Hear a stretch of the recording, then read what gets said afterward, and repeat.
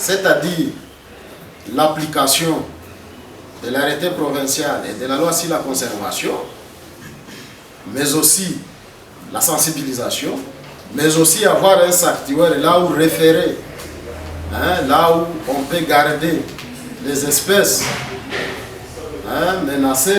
David Kambale Malimbo, expert écologiste au CDRCP, dans son exposé sur l'exploitation des pangolais et leurs sous-produits par les communautés habitant autour de la réserve de Taïna, Maïko Kaouzi-Biega, des aires protégées situées à l'est de la République démocratique du Congo, trace et bilan sombre sur les menaces de victimes les pangolais et prône la conjugaison des efforts pour sa protection.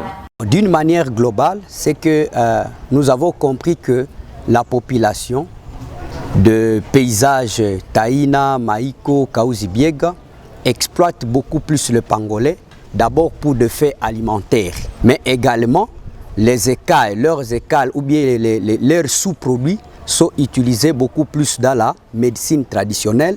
Mais il faut souligner évidemment que ce sont des pseudo-vertus qu'on donne à cet animal, mais la réalité est que même ces écailles-là ne contiennent pas de principes actifs pour guérir certaines maladies. Mais ce sont des us et des coutumes qui se sont généralisés au fil des générations. Et sur le plan local, 1 kilo d'écailles de pangolais peut coûter 22 $. Alors que sur le plan international, 1 kilo peut coûter 1400 $.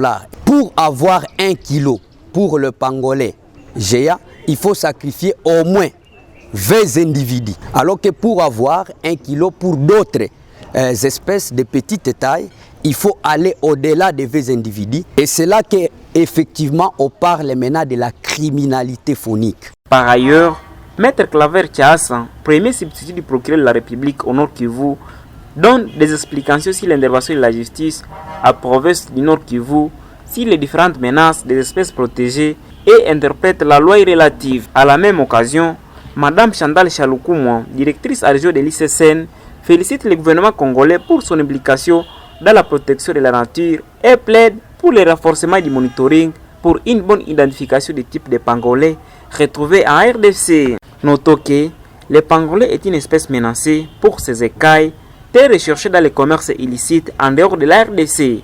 Une espèce remarquable par sa longue langue, se nourrit de plus de 4000 insectes par jour et parfois nuisibles pour lui-même.